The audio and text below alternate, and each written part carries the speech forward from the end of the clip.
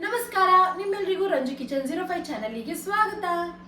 So ಇವತ್ತಿನ ಈ ವಿಡಿಯೋದಲ್ಲಿ ನಾನು ಯಾವ ರೆಸಿಪಿನ ಮಾಡ್ತಾ ಇದ್ದೀನಪ್ಪ ಅಂತಂದ್ರೆ, ಡಾಬಾ ಸ್ಟೈಲಲ್ಲಿ ಇರುವಂತಹ ಅಂಡಕರಿನ ನಾವು ಹೇಗೆ ಈಸಿಯಾಗಿ ಮನೆಯಲ್ಲೇ ಮಾಡ್ಕೊಳ್ಳೋದು ಅಂತ ನೋಡೋಣ.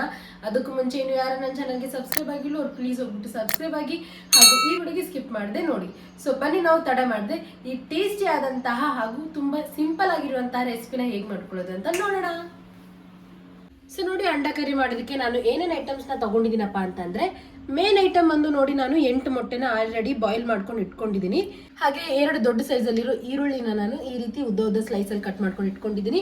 ಮತ್ತೆ 4 ಟೊಮೆಟೊನ ನಾನು ಇದೇ ರೀತಿ ಉದ್ದ ಸ್ಲೈಸಲ್ಲಿ ಕಟ್ ಮಾಡ್ಕೊಂಡು ಇಟ್ಕೊಂಡಿದ್ದೀನಿ. 4 ಮೆಣಸಿನ್ಕಾಯಿನ ತಗೊಂಡಿದ್ದೀನಿ, 1 ಹಿಡಿಯಷ್ಟು ಕೊತ್ತಂಬರಿ ಮತ್ತೆ ಪುದೀನ ಸೊಪ್ಪನ್ನ ತಗೊಂಡಿದ್ದೀನಿ.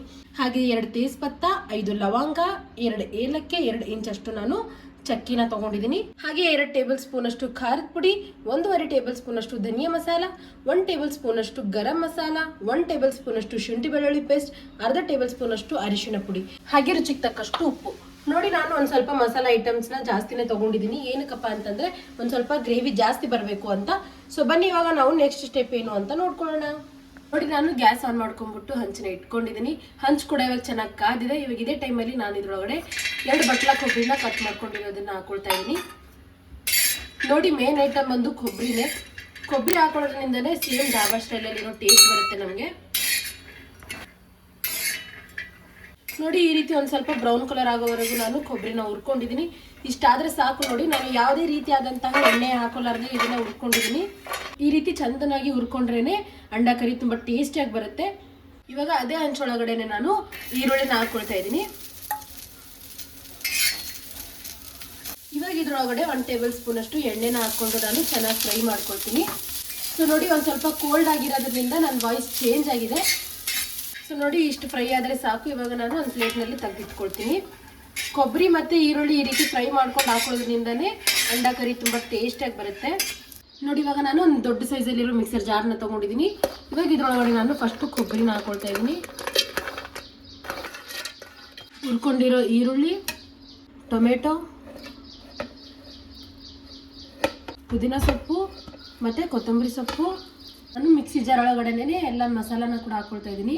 ಧನಿಯಾ ಮಸಾಲ, ಖಾರದ ಪುಡಿ, ಅರಿಶಿಣ ಪುಡಿ, ಗರಂ ಮಸಾಲ, 1 ಟೇಬಲ್ ಸ್ಪೂನ್ ಅಷ್ಟು ಶುಂಠಿ ಬೆಳ್ಳುಳ್ಳಿ ಪೇಸ್ಟ್, 1 ಟೇಬಲ್ ಸ್ಪೂನ್ ಅಷ್ಟು ಹಳ್ಳುಪ್ಪು.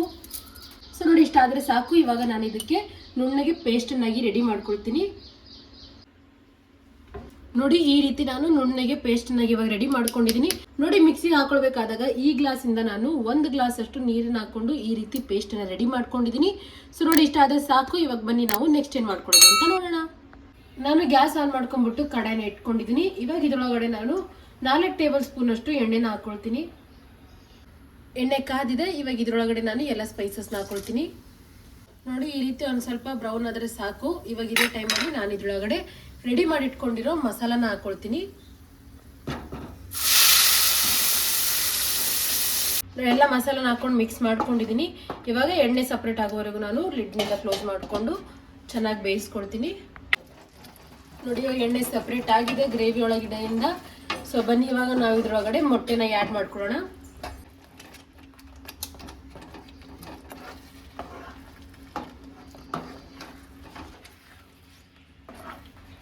ನೋಡಿ, ನಾನು ಮೊಟ್ಟೆ ಹಾಕೊಂಡ ನಂತರ ಒಂದು ಮಿಕ್ಸ್ನ ಕೊಟ್ಕೊಂಡಿದ್ದೀನಿ. ಇವಾಗ ನಮ್ಗೆ ಎಷ್ಟು ಗ್ರೇವಿ ಬೇಕೋ ಅಷ್ಟನ್ನು ನೋಡಿಕೊಂಡು ನಾವು ನೀರನ್ನ ಹಾಕೊಳ್ಳೋಣ. ನೋಡಿ, ನಮ್ಮ ಫ್ಯಾಮಿಲಿಗೆ ಇಷ್ಟು ಗ್ರೇವಿ ಆದರೆ ಸಾಕಾಗುತ್ತೆ. ನಿಮ್ಮ ಫ್ಯಾಮಿಲಿಗೆ ಎಷ್ಟು ಬೇಕೋ ಅಷ್ಟನ್ನು ನೋಡಿಕೊಂಡು ನೀವು ನೀರನ್ನ ಹಾಕೊಳ್ಳಿ. ನೀರು ಹಾಕೊಂಡ ನಂತರ ನಾನು ಇದ್ರೊಳಗಡೆ ಮೆಣಸಿನ್ಕಾಯಿನ ಹಾಕೊಳ್ತಾ ಇದ್ದೀನಿ. ನಾವು ಉತ್ತರ ಕರ್ನಾಟಕದವ್ರು ಆಗಿರೋದ್ರಿಂದ ಸ್ವಲ್ಪ ಖಾರ ಜಾಸ್ತಿನೇ ತಿಂತೀವಿ. ಅದ್ರಗೋಸ್ಕರ ನಾನು ಮೆಣಸಿನ್ಕಾಯಿನ ಹಾಕೊಳ್ತಾ ಇದ್ದೀನಿ. ನೀವು ಬೇಕಾದರೆ ಸ್ಕಿಪ್ ಕೂಡ ಮಾಡ್ಕೋಬಹುದು.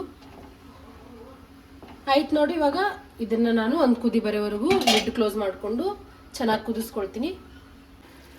ನೋಡಿ, ಇವಾಗ ಕುದಿ ಬರ್ತಾ ಇದೆ. ಇಷ್ಟ ಆದರೆ ಸಾಕು. ನೋಡಿ, ಇವಾಗ ಗ್ಯಾಸ್ ಆಫ್ ಮಾಡ್ಕೊಂಡ್ಬಿಟ್ಟು ನಾನು ಸರ್ವ್ ಮಾಡ್ಕೊಳ್ತೀನಿ.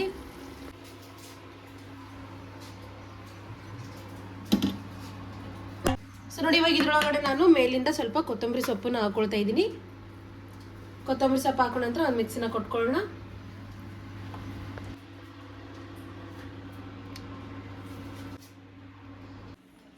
ಸೊ ಫೈನಲಿ ದಾಬಾ ಸ್ಟೈಲಲ್ಲಿ ಅಂಡಾ ಕರಿ ರೆಡಿ ಆಗಿದೆ. ಐ ಹೋಪ್ ನಿಮ್ಗೆ ಈ ರೆಸಿಪಿ ಇಷ್ಟ ಆಗಿರುತ್ತೆ. ಇಷ್ಟ ಆದಲ್ಲಿ ನನ್ನ ಚಾನಲ್ಗೆ ಸಬ್ಸ್ಕ್ರೈಬ್ ಆಗಿ ಹಾಗೂ ಈ ವಿಡಿಯೋನ ಲೈಕ್ ಮಾಡಿ, ಶೇರ್ ಮಾಡಿ, ಕಮೆಂಟ್ ಮಾಡಿ. ಸೊ ಬನ್ನಿ ನಾವು ಇವಾಗ ಫಸ್ಟ್ ಟೇಸ್ಟ್ ಹೇಗಿದೆ ಅಂತ ನೋಡ್ಕೊಳ್ಳೋಣ.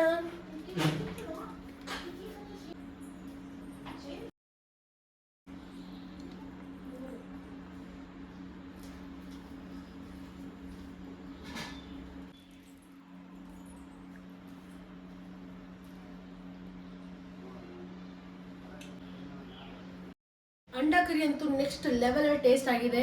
ನಂಗಂತೂ ತುಂಬಾ ಇಷ್ಟ ಆಗಿದೆ. ಸೇಮ್ ಧಾಬಾ ಸ್ಟೈಲಲ್ಲೇ ಆಗಿದೆ. ಈ ರೆಸಿಪಿ ನಿಮಗೂ ಕೂಡ ಇಷ್ಟ ಆಗುತ್ತೆ. ತಪ್ಪದೆ ಒಮ್ಮೆ ಟ್ರೈ ಮಾಡಿ. ಇಷ್ಟ ಆದಲ್ಲಿ ನನ್ನ ಚಾನಲ್ಗೆ ಸಬ್ಸ್ಕ್ರೈಬ್ ಆಗಿ. Thanks for watching.